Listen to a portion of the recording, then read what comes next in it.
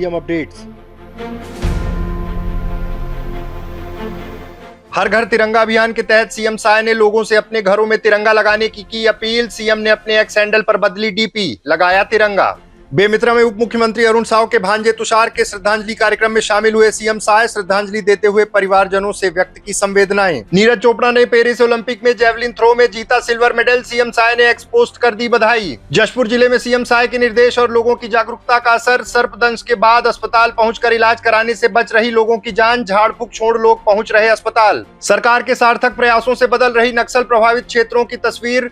धुर नक्सल प्रभावित क्षेत्र जगरगुंडा में सड़क बनने से विकास के खुले द्वार। सीएम अपडेट्स विस्तार से। देश भर में हर घर तिरंगा अभियान आरंभ हुआ है। कल मुख्यमंत्री निवास रायपुर में आयोजित जनदर्शन कार्यक्रम के दौरान मुख्यमंत्री श्री विष्णुदेव साय ने वहां उपस्थित लोगों को तिरंगा सौंपकर अभियान की शुरुआत की थी। आज सीएम साय ने अपने सोशल मीडिया एक्स हैंडल पर पोस्ट करते हुए लिखा कि सभी प्रदेशवासियों को नमस्कार। आज 9 अगस्त से 15 अगस्त तक प्रदेश में स्वतंत्रता सप्ताह का आयोजन किया जा रहा है। इस दौरान हर घर तिरंगा कार्यक्रम के अंतर्गत प्रदेश के सभी जिलों में अनेक तरह के आयोजन होंगे। इनमें तिरंगा यात्रा, तिरंगा रैलियां, तिरंगा दौड़, तिरंगा प्रतिज्ञा, तिरंगा सेल्फी, तिरंगा मेला जैसे आयोजन शामिल हैं। तिरंगा न केवल हमारी स्वतंत्रता का प्रतीक है, बल्कि यह हमारे राष्ट्र की एकता, अखंडता और विविधता का भी प्रतीक है। हर घर तिरंगा कार्यक्रम का उद्देश्य तिरंगे के प्रति सम्मान प्रकट करने के लिए सभी को अपने अपने घरों पर तिरंगा फहराने के लिए प्रेरित करना है। आप सभी सोशल मीडिया में भी डीपी बदलकर तिरंगा लगाएं। आइए हम सब मिलकर अपने अपने घरों पर तिरंगा फहराएं और अपने महान स्वतंत्रता सेनानियों के त्याग और बलिदान को श्रद्धांजलि अर्पित करें। जय हिंद, जय छत्तीसगढ़। मुख्यमंत्री श्री विष्णुदेव साय आज बेमित्रा नयापारा में उप मुख्यमंत्री श्री अरुण साव के भांजे तुषार साहू के श्रद्धांजलि कार्यक्रम में शामिल हुए। उन्होंने तुषार साहू को पुष्प अर्पित कर श्रद्धांजलि दी। उन्होंने शोक संतप्त परिवारजनों से मिलकर अपनी संवेदनाएं व्यक्त की और कहा कि तुषार की कमी हम सबको खलेगी। हम सब दुख की इस घड़ी में उनके साथ खड़े हैं। इस कठिन समय में हम सबको धैर्य बनाए रखना है।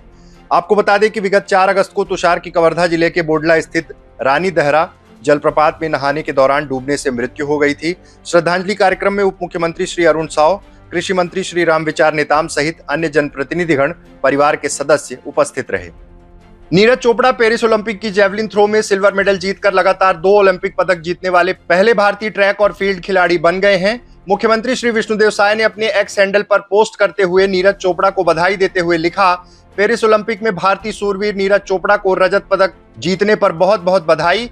नीरज ने लगातार 2 ओलंपिक में मेडल जीतकर भारत को गौरवान्वित किया है। शाबाश नीरज।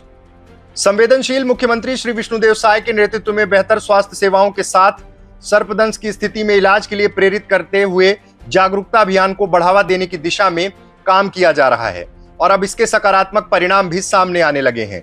जशपुर जिले में बरसात के दिनों में हर साल सर्पदंश की घटनाएं बढ़ जाती हैं।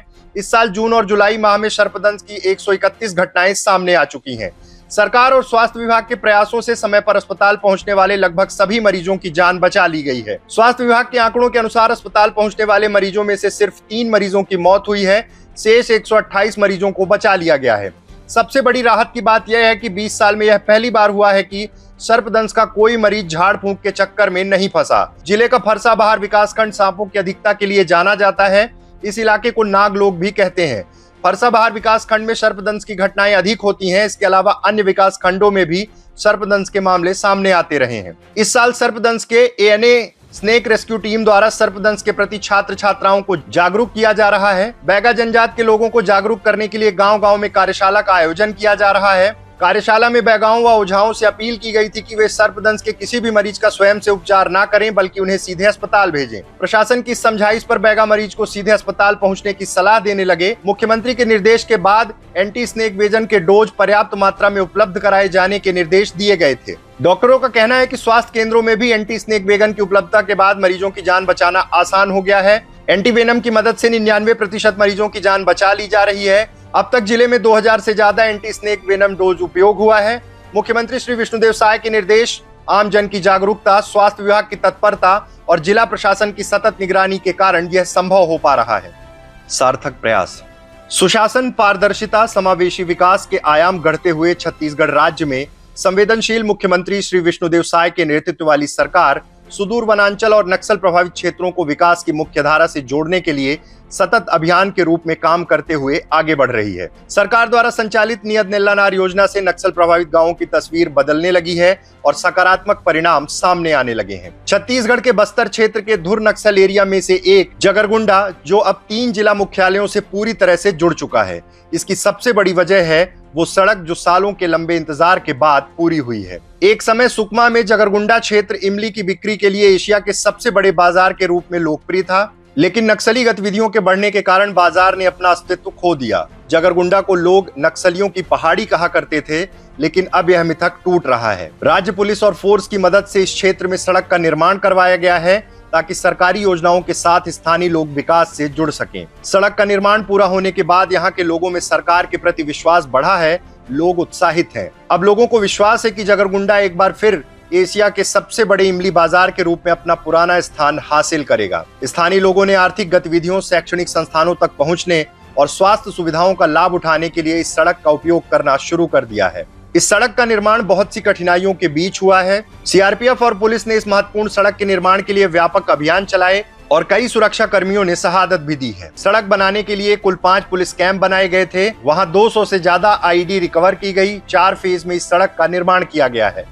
अब जब सड़क निर्माण हो गया है, तब सरकार द्वारा मुहैया कराए जा रहे संसाधन क्षेत्र तक पहुंचेंगे। इससे जगरगुंडा के साथ साथ आसपास के क्षेत्र में विकास के नए आयाम स्थापित किए जाएंगे। इस सड़क के बनने से यहाँ के रहने वाले लोगों को आसपास के 3 जिलों में आवागमन करने में सुविधा होगी।